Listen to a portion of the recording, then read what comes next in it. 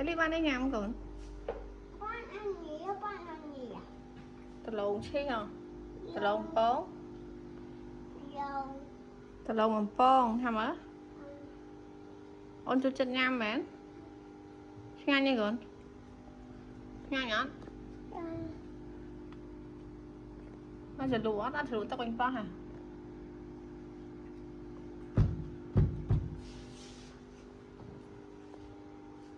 Dạ, thế ấy đó.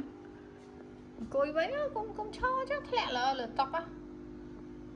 Cho với nhưng còn cho với. Ai giờ lo một côi. Côi, ôn côi. Đây là nè. Ôn côi, nó cho rồi. Mà mình năm nay vẫn hoa tưng rồi. Nó cái hai tờ lông một bông. Anh sẽ lụa tóc bánh po sẽ chanh. Sẽ lụa chanh. Hoa tưng á. Chanh á.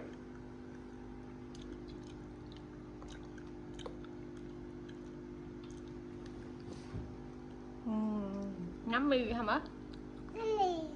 Ôn cho chân nhắm mì kìa. Muối tiệc. Lụa. Ôn cho lụa luôn ai mà.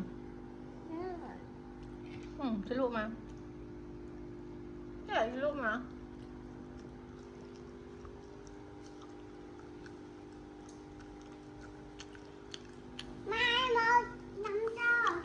Làm tích mà bao rồi.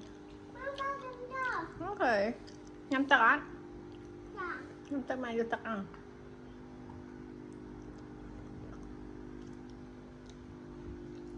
Nhắm ớt làm chan. Còn làm này.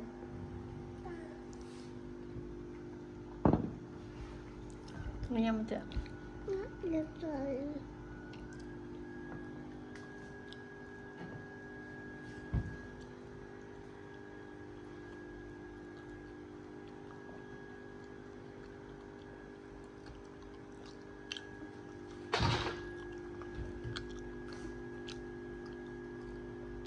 Đua, cối vinh còn.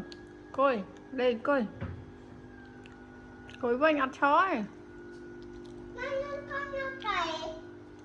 Chá. Nó mà vô ai lỡ chăm tích. Mà mày nhầm mình chưa cái đó.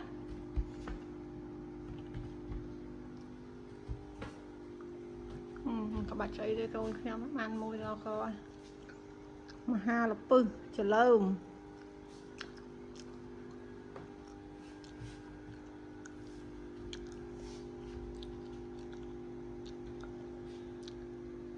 Mà anh cối vinh, lẹ. Lẹ.